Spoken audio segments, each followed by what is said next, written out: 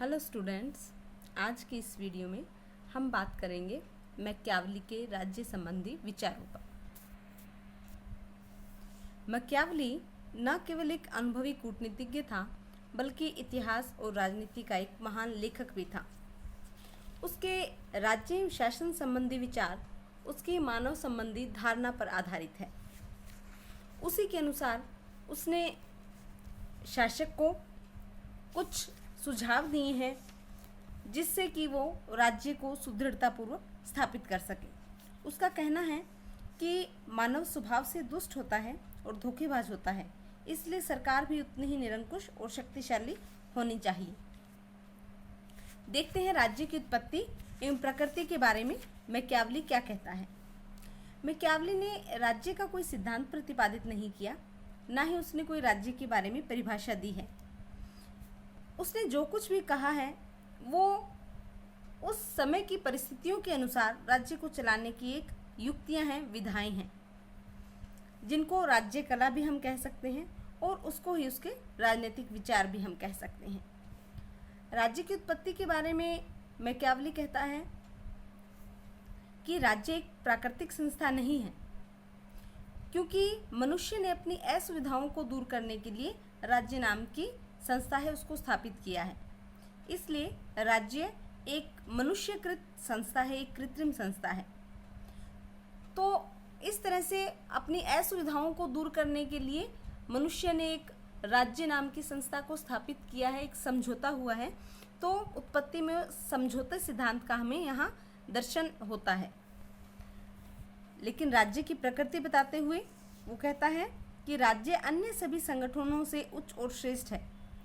समाज के जितने भी अन्य संगठन हैं वो सभी राज्य के प्रति उत्तरदायी हैं और उसी के अधीन भी हैं, लेकिन राज्य है वो इन सब संस्थाओं से उच्चतर है, क्योंकि राज्य ही एकमात्र ऐसा साधन है जिसके माध्यम से मानव कल्याण किया जा सकता है। दूसरा वो बात करता है राज्य के विस्तार की। वो कहता है कि राज्य को निरंतर विस्तार किया जाना चाहिए। इसमें भी वो मानव स्वभाव की चर्चा करता है। वो कहता है जैसे मनुष्य का स्वभाव होता है पारे की तरह बढ़ना, वो निरंतर बढ़ते रहना चाहता है, उसी प्रकार जो ये राज्य व्यवस्था है और जो राज्य है, ये वैभव है, उसको भी निरंतर बढ़ता रहना चाहिए। इस जो राज्य निरंतर बढ़ने की या उन्नति की कोशिश नहीं करता, वो राज्य नष्ट हो जाता है। इस आधार पर वो राज्य को दो भागों में बांट देता है, स्वस्थ राज्य और अस्वस्थ राज्य। वो कहता है कि जो राज्य युद्धशील होता है, निरंतर संघर्ष में लगा रहता है, वो स्वस्थ है राज्य, और जो राज्य स्थिरता को अपना लेता है, सदैव एक समान बना रहता है, वो अस्वस्थ राज्य है और वो नष्ट हो जाता है। इसका उदाहरण उन्होंने रोमन साम्राज्य को दिया है कि रोमन साम्राज्य के पतन का कारण एक समान बना रहना था, क्योंकि रोमन साम्राज्य के शासकों ने उसको बढ़ाने की कोई चेष्टा नहीं की। राज्य का वो वर्गीकरण करता है और विभिन्न शासन प्रणालियां बताता है। उसकी मैकियावली की जो रचना है प्रिंस, उसमें वो सुदृढ़ एवं शक्तिशाली राजतंत्रों की प्रशंसा करता है और ये अपनी इच्छा व्यक्त करता है उसमें कि इटली में भी एक सुदृढ़ राजतंत्र स्थापित हो। लेकिन इसका मतलब ये नहीं है कि मैकियावली राजतंत्र को सर्वश्रेष्ठ शासन व्यवस्था मानता है। लेकिन वो कहता है कि गणतंत्र और राजतंत्र दोनों में गणतंत्र सामान्य परिस्थितियों में उसका जो झुकाव है वो गणतंत्र की ओर रहता है, लेकिन परिस्थितियों के अनुसार जो इटली की उस समय की परिस्थिति थी उसके अनुसार वो राजतंत्र को उपयुक्त मानता है। वो कहता है कि इटली के लिए क्यों उपयुक्त है राजतंत्र, क्योंकि लोगों का चरित्र है वहाँ का भ्रष्ट था, इस कारण राज्य में संपत्ति की असमानता थी और इटली की जो तत्कालीन व्यवस्था थी उसके कारण वहाँ एक शक्तिशाली राजतंत्र ही स्थापित होना जरूरी था। सरकारों का भी वो वर्गीकरण करता है, अरस्तु की भांति ही 6 भागों में विभक्त करता है वो शासन का शुद्ध रूप और विशुद्ध या विकृत रूप। शासन के शुद्ध रूप बताता है राजतंत्र, कुलीन तंत्र और वैध प्रजातंत्र, और विकृत रूपों की चर्चा करते हुए वो बताता है तानाशाही, धनिक तंत्र और प्रजातंत्र। इस प्रकार सामान्य परिस्थितियों में इसका झुकाव गणतंत्र की ओर है, लेकिन संकट काल के लिए वो राजतंत्र को ही सबसे उपयुक्त समझता है।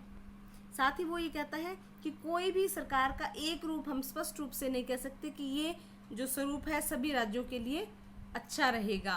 वो कहता है ये परिस्थितियों पर डिपेंड करेगा कि किस राज्य के लिए कौन सी शासन व्यवस्था उपयुक्त रहेगी। फिर मैकियावेली ने संप्रभुता संबंधी विचार हैं उनको बताया है। संप्रभुता का अर्थ उन्होंने बताया है।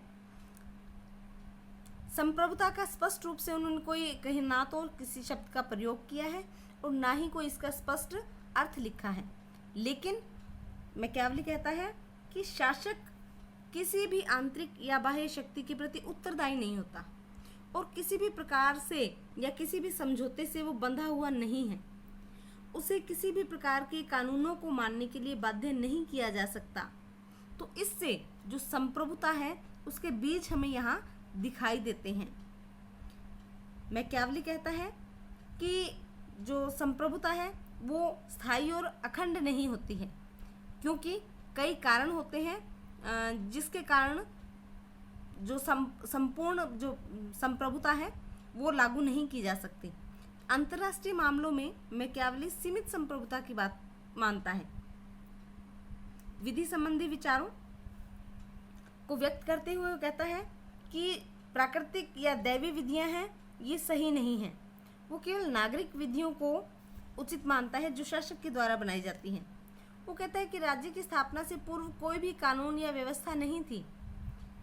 ये जो नागरिक विधियां हैं इन्हीं के द्वारा प्राकृतिक अराजक व्यवस्था का अंत हुआ और समाज है वो संगठित हुआ, और विधि का स्रोत वो शासक को मानता है। वो कहता है कि समाज में विधायक या जो कानून निर्माता है उसका महत्व सबसे अधिक होता है। कहते हैं एक बुद्धिमान विधि निर्माता होता है, चाहे वो एक व्यक्ति हो या संस्था, उसके द्वारा ही राष्ट्र का निर्माण किया जा सकता है, क्योंकि जो विधियां या कानून हैं वो राजनीतिक ढांचे को नहीं बल्कि पूरे समाज को प्रभावित करती है। इसलिए मैकियावेली कहते हैं कि जो विधिकार या विधि निर्माता राज्य का नहीं बल्कि समाज का भी निर्माता होता है। साथ ही वो शासक के कुछ कर्तव्य बताता है। अपनी पुस्तक प्रिंस के 18वें अध्याय में राजा के लिए कुछ आचरण के सिद्धांत वो बताता है। वो कहता है कि शासक को अधिकाधिक शक्ति का अर्जन करते रहना चाहिए। मैकियावेली का वाक्य था, शक्ति ही सत्य है। वो इस बात में विश्वास करता था कि समस्त राजनीतिक विचारधारा का केंद्रीय तत्व शक्ति है, इसलिए वो राजा को अधिकाधिक शक्ति प्राप्त करने, उसको बनाए रखने का निर्देश देता है। इसके साथ ही कहते हैं कि शासक को साम दाम दंड भेद चारों उपायों को अपनी जो परिस्थिति है उसके अनुसार उपयोग करना चाहिए। इसके साथ ही वो कहता है कि शासक में शेर और लोमड़ी के गुणों का होना जरूरी है। लोमड़ी की भांति उसमें चालाकी होनी चाहिए और शेर की भांति उसमें वीरता का गुण होना चाहिए। इसके साथ कहता है कि जब प्रिंस किसी राज्य पर अधिकार कर लेता है तो उसको जो विजेता होता है, प्रिंस शासक है, उसको सभी अत्याचार और क्रूरता एक साथ कर लेना चाहिए। जब क्रूरता एक साथ की जाती है तो ये सदुपयोग है, चाहे ये क्रूरता क्या हो, राज्य की प्राप्ति के लिए बड़ा से बड़ा विश्वासघात ही क्यों ना हो।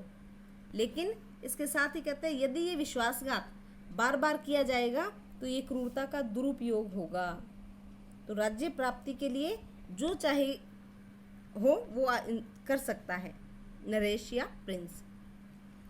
इसके साथ वो राजा को परामर्श देता है कि हमेशा युद्ध की स्थिति बनाए रखनी चाहिए, क्योंकि वो कहता है विस्तार करो या नष्ट हो जाओ की कहावत सही है, क्योंकि जो राज्य स्थायी होते हैं वो नष्ट हो जाते हैं।